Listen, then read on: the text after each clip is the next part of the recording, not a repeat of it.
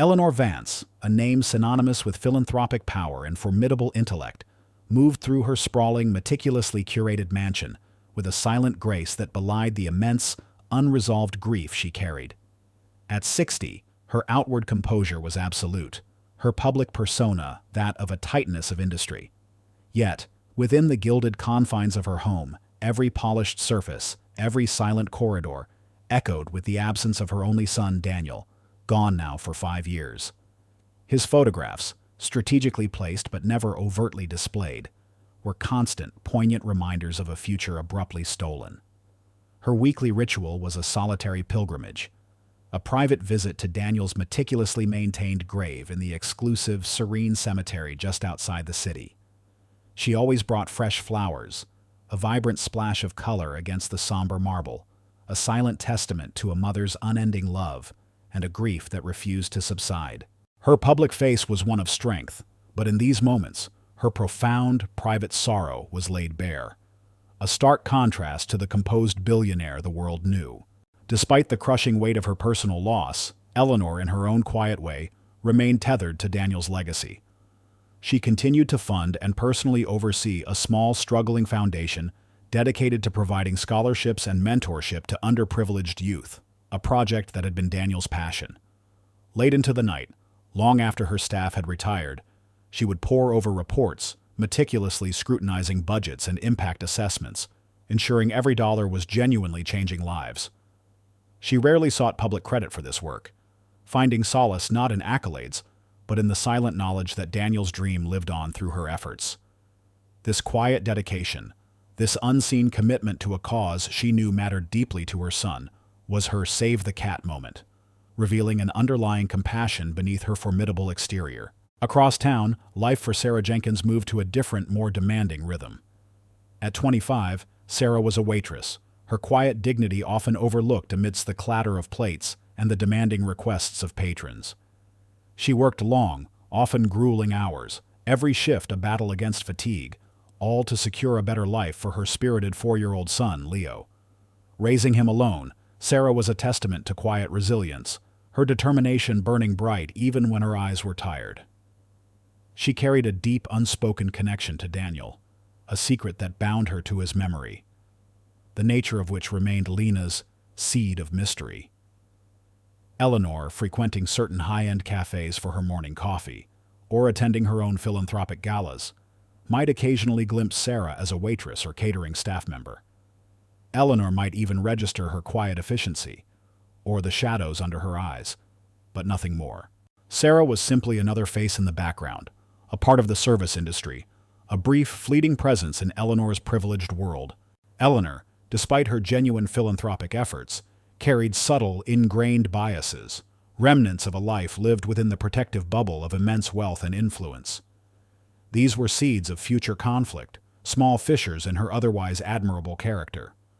She might, for instance, in a moment of unguarded candor during an overheard conversation, express mild skepticism about the true motivations of individuals seeking assistance from her foundation, hinting at an underlying distrust of those perceived as less fortunate. Or a fleeting thought might cross her mind about the lack of ambition she sometimes perceived in certain service workers, a quiet judgment formed without true understanding. She had even recently seen a news report on a social welfare program being criticized for misuse of funds by its beneficiaries, subtly reinforcing her pre-existing biases against those in need, solidifying a subconscious belief that poverty was often a choice or a consequence of poor judgment. These small, seemingly innocuous instances subtly establish the societal prejudice Eleanor might unknowingly harbor, prejudices that, unbeknownst to her, were about to collide with a truth that would shatter her carefully constructed world. The air in the exclusive Rosewood Cemetery hung heavy with the scent of damp earth and blooming lilies, mirroring the somber quietness that Eleanor Vance carried within her. It was her weekly ritual, a sacred pilgrimage to Daniel's grave. In her gloved hand she clutched a bouquet of freshly cut white roses, their pristine petals a stark contrast to the ever-present ache in her heart. The cemetery was usually a place of profound solitude, an untouched sanctuary where her grief could unfold unobserved. As she rounded the bend in the manicured path, her breath hitched. Her carefully constructed world, built on routine and private sorrow, fractured. There, kneeling by Daniel's impeccably maintained headstone, was a woman. Sarah Jenkins, the waitress she vaguely recognized from the discreet, high-end cafe she occasionally frequented. Sarah was openly weeping, her shoulders shaking with raw, unconcealed grief. Beside her, a small child, a boy with wide, curious eyes and a mop of dark curls, was gently placing a hand-drawn picture on Daniel's cold marble. The drawing, a brightly colored stick-figure family, was innocent, yet its presence felt like a profound violation of Eleanor's private grief, an intrusion into her most sacred space. The unexpected presence of a stranger, a maid, and jarringly a black child at her son's grave, clashed violently with Eleanor's expectations. Her carefully suppressed biases, a product of her privileged background and isolated grief, began to surface, sharp and undeniable. Eleanor's grief, already a raw wound, instantly transformed into a searing bolt of anger and suspicion. Who are these people?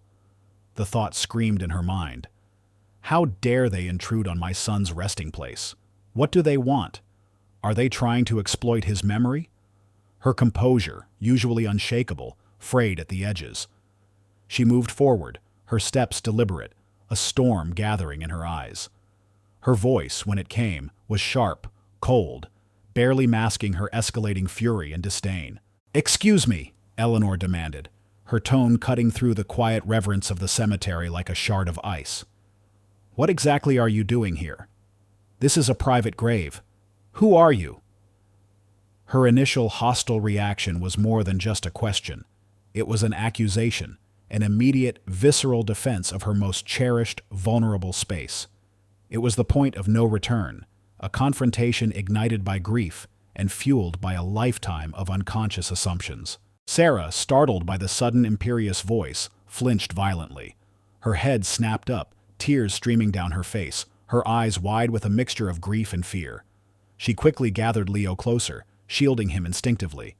"Oh, ma'am, I'm so sorry," Sarah stammered, her voice choked with emotion, trying to compose herself.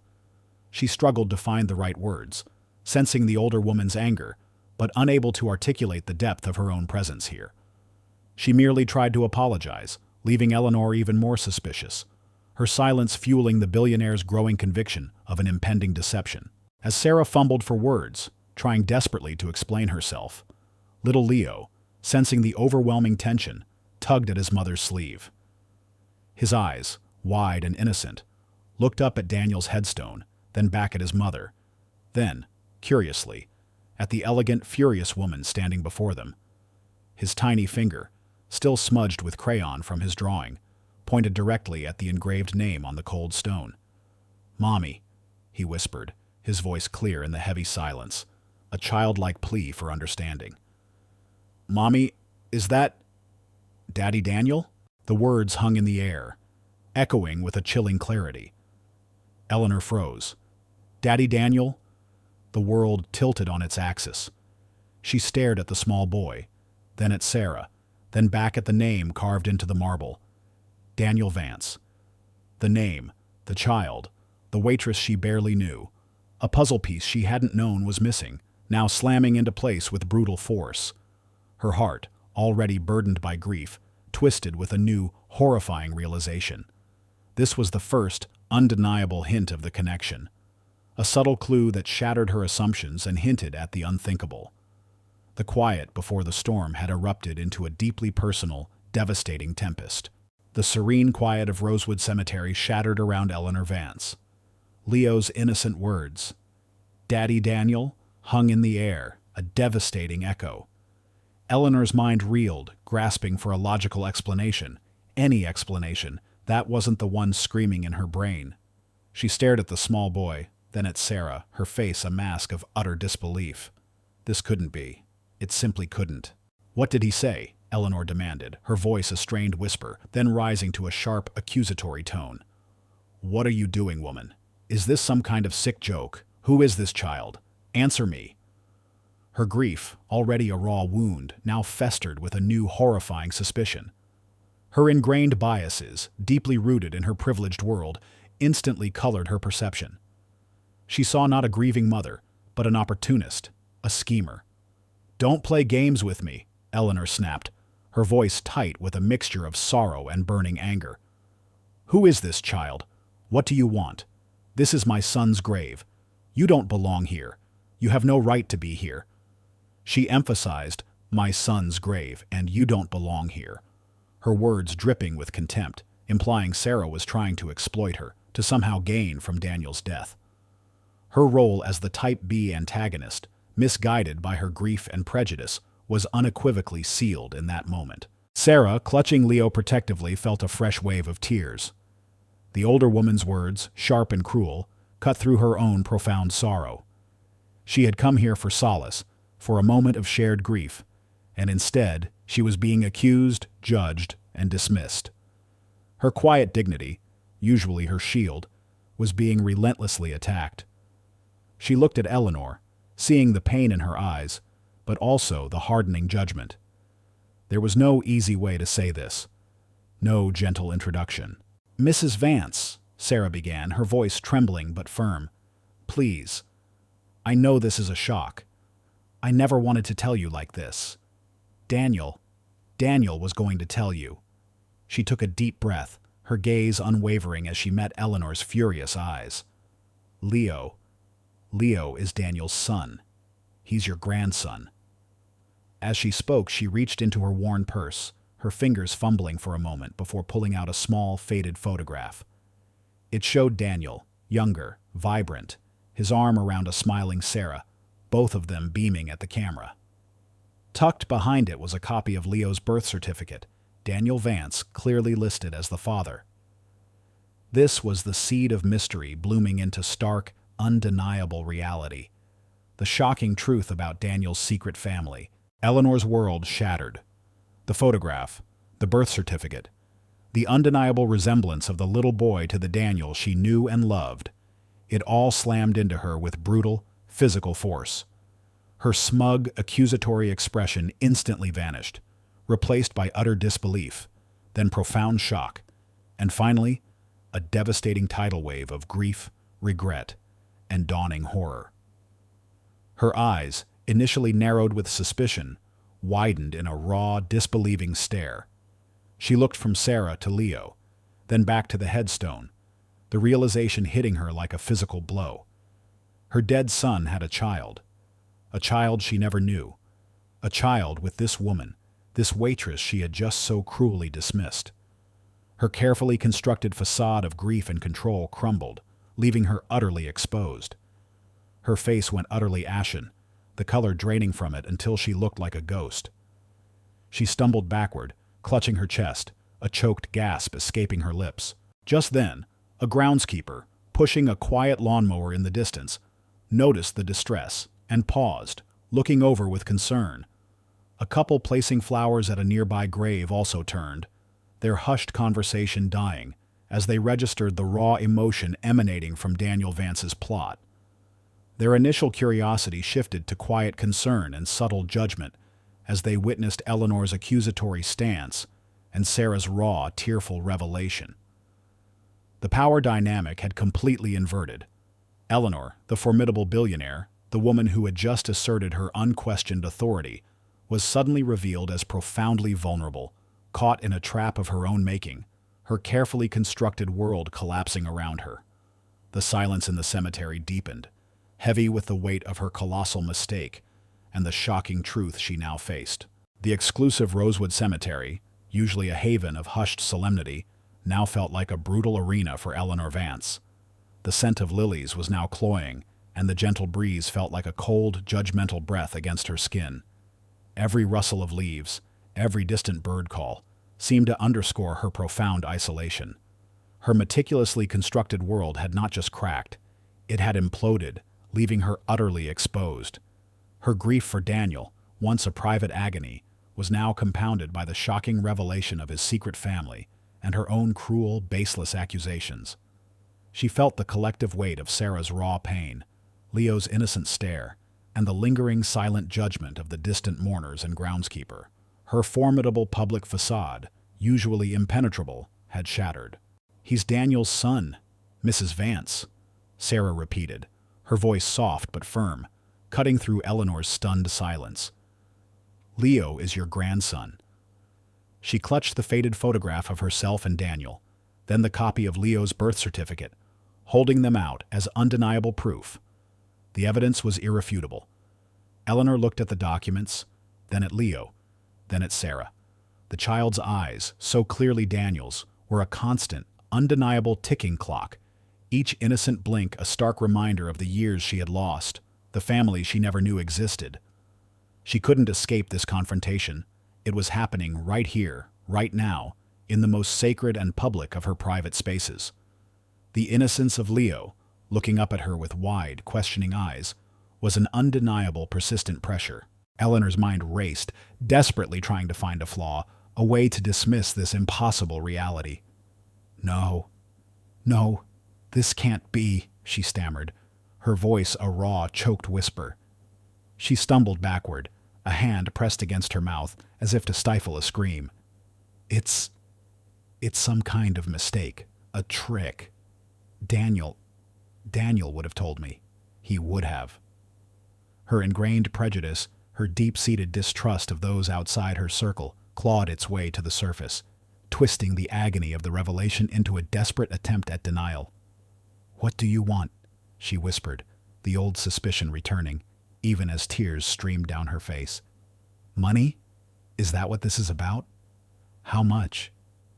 This was her hang-by-a-single-hair moment. Her entire understanding of Daniel, her legacy, her very sense of justice and fairness, hung by a thread. She was visibly shaking, stammering, struggling to reconcile her idealized perception of her son with this profound, inconvenient secret. Her entire worldview was being challenged, shattering into fragments around her. Sarah, though her own tears still flowed, stood quietly, her raw vulnerability giving way to a quiet dignity. She didn't respond to the cruel accusations. She simply held Leo closer, her gaze fixed on Eleanor, full of a deep, patient sorrow. Leo, sensing his mother's quiet strength, innocently reached out and clutched Sarah's hand, embodying their shared reality. Their composure, their silent suffering, only made Eleanor's desperate unraveling even more acute, a powerful, unspoken indictment of her prejudice. The contrast between the flustered, denying billionaire and the composed, truthful waitress was stark, a tableau etched into the minds of any witness in that quiet cemetery. The stage was set for Eleanor's final, devastating confrontation with truth. The mournful cries of a distant bird seemed to mock the stillness that had fallen over Daniel Vance's grave.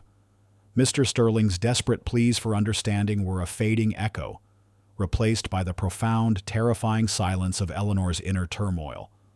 Every muscle in her body trembled, her gaze fixed on the small, undeniable face of Leo. The photograph, the birth certificate, they lay like condemnations in her hand. Her carefully constructed facade of grief, a shield against the world, was utterly annihilated, leaving her exposed to the cold, unforgiving reality. "No, you're lying!" Eleanor finally managed to choke out, her voice raw, barely a whisper. "Daniel, he would have told me. He wouldn't have kept a child from me." It was a last agonizing gasp of denial, a desperate attempt to cling to the memory of her perfect son. She looked from Leo to Sarah, then back to Daniel's headstone, as if begging the cold stone to contradict the impossible truth. Her mind raced, searching for any flaw, any explanation that didn't involve her son having a secret child, or her own blindness to it. This was her final, agonizing struggle, a brutal Nintho moment before the crushing weight of reality finally descended.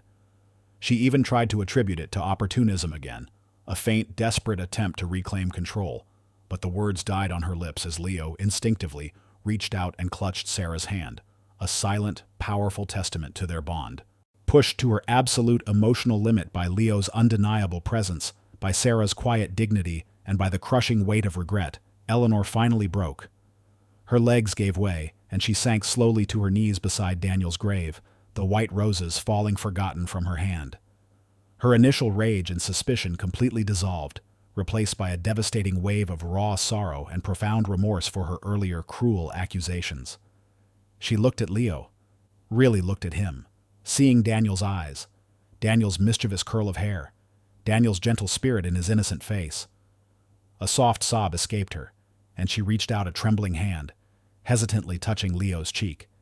It was a gesture of profound acceptance, of dawning love that bloomed amidst the wreckage of her pride. Sarah, witnessing Eleanor's complete emotional breakdown, felt a surge of unexpected compassion. Her own tears still flowed, but her grief was now tinged with empathy for the devastated woman before her. She didn't gloat, didn't seek vengeance.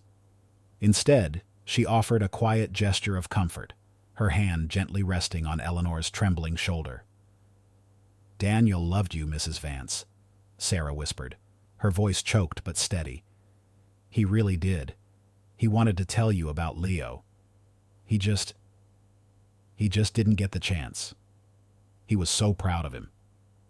This quiet dignity, this profound lack of bitterness, made Sarah's vindication even more powerful, a testament to her unyielding spirit. Through her tears, Eleanor, humbled and transformed, looked up at Sarah. I am so deeply sorry, Sarah," she managed to articulate, her voice thick with emotion. For my words, my accusations, my blindness." Her gaze shifted to Leo, her eyes brimming with a dawning love and an immense sense of missed time. He's beautiful," she whispered. "He's Daniel." Then, the force of her will, tempered by humility, reasserted itself. "Sarah," she said, her voice gaining strength, "I want to take full responsibility for him, for Leo. He is my grandson, my family." She then looked at Sarah, her gaze pleading. "And for you. Daniel spoke highly of your work, your kindness. I want to offer you a position within the foundation, a significant role, working alongside me. This isn't charity, Sarah. It's justice. It's family." This gesture solidified Eleanor's profound transformation and her commitment to true justice and reconciliation, far beyond mere words. Any lingering cemetery staff or mourners who had witnessed the initial confrontation now observed Eleanor's profound transformation. Their faces shifted from initial judgment to profound empathy and understanding, then admiration for Sarah's quiet grace, and finally, a palpable relief at Eleanor's profound humility. Whispers rippled through the quiet air. "That's Daniel Vance's mother," and "she has a grandson." This collective recognition of the injustice Sarah had endured and the shocking emotional vindication provided a powerful cathartic release. The cemetery, once a stage for prejudice and denial, was now a testament to truth, dignity, and the unexpected blossoming of a new family. The highly charged atmosphere at Rosewood Cemetery slowly dissipated, leaving behind the palpable weight of newfound family and the stark reality of profound change. Eleanor Vance, no longer the formidable, unapproachable billionaire, knelt by her son's grave, holding her grandson, Leo, close. Her world had irrevocably shifted, and with it, her entire outlook. Her grief, once a solitary burden, was now shared, softened, and infused with a purpose she hadn't known she was missing. The immediate aftermath saw Eleanor channel her vast resources and influence, not into private sorrow, but into creating a secure and loving future for both Leo and Sarah. She wasted no time. Within days, Leo was welcomed into the Vance home, his infectious laughter filling rooms that had long been silent, bringing a warmth Eleanor hadn't felt since Daniel's passing. She enrolled him in a prestigious nurturing preschool, ensuring he had every opportunity to thrive. For Sarah, the transformation was equally profound. While she maintained her quiet dignity, she gratefully accepted Eleanor's support. Eleanor recognized Sarah's intelligence and compassion, seeing beyond the waitress uniform to the remarkable woman beneath. She offered Sarah a significant role within the Daniel Vance Scholarship Foundation, a place where Sarah could utilize her quiet competence and profound empathy to truly make a difference.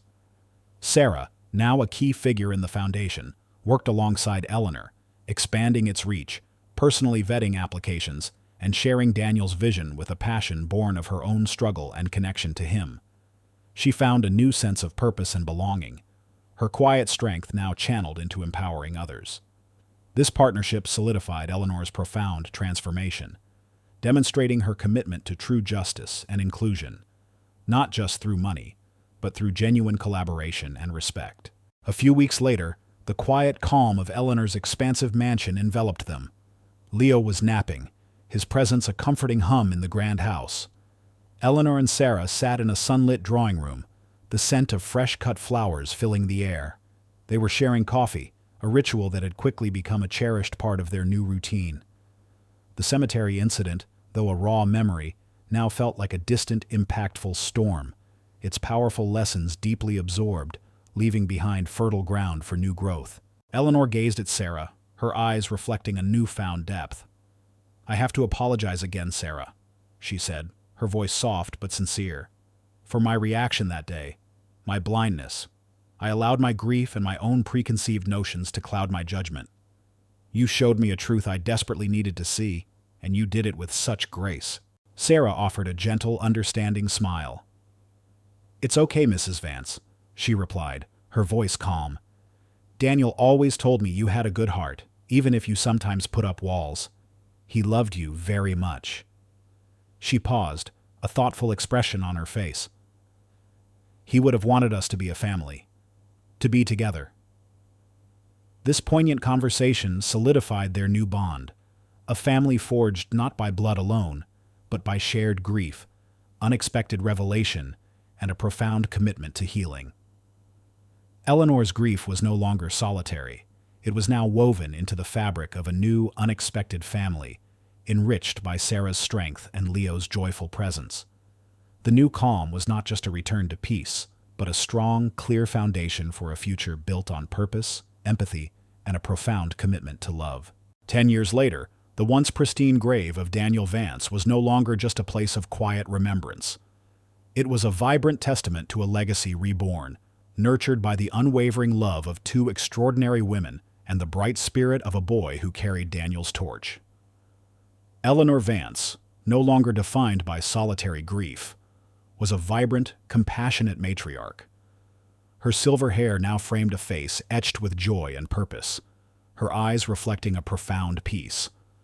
Her philanthropic work, deeply influenced by Sarah, had not only expanded exponentially, but had become a beacon for social equity and opportunity for marginalized youth globally. Sarah Jenkins, once the quietly dignified waitress, was now a powerful and respected co-director of the Daniel Vance Legacy Fund. Her quiet strength had blossomed into a commanding presence in public forums, her voice a compelling advocate for change. She ensured that the foundation's outreach specifically targeted communities often overlooked, forging pathways to education and professional success for young Black individuals who mirrored her own early struggles. Leo, now a thriving 14-year-old, was a brilliant and compassionate young man, inheriting Daniel's keen intellect and Sarah's quiet resilience. He excelled in school, his curiosity boundless, and was actively involved in the Foundation's youth programs, a natural leader continuing his father's profound legacy. Their lives, once disparate, had woven together into a rich tapestry of shared purpose and profound affection. The story, in its truest sense, found its culmination not in a somber cemetery, but in a bustling community center, transformed for the annual Legacy Gala. The event, a cornerstone of the Daniel Vance Legacy Fund, celebrated the achievements of hundreds of scholarship recipients. Eleanor, radiant in a sapphire gown, stood on stage, her arm linked with Sarah's, who exuded an understated elegance.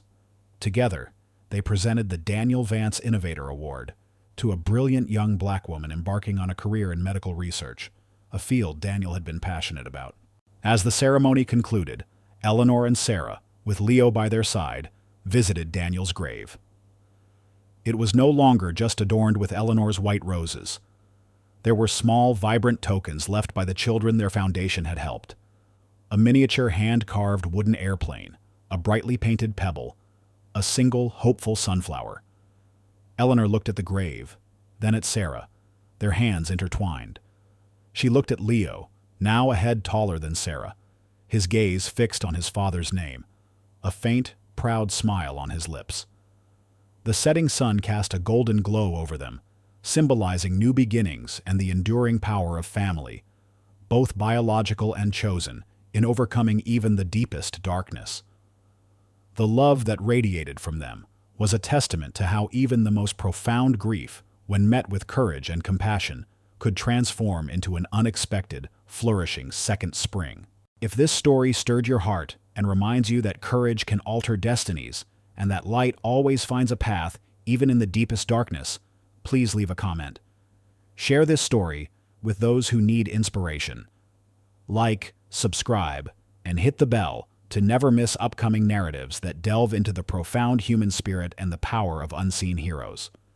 Thank you for joining the journey.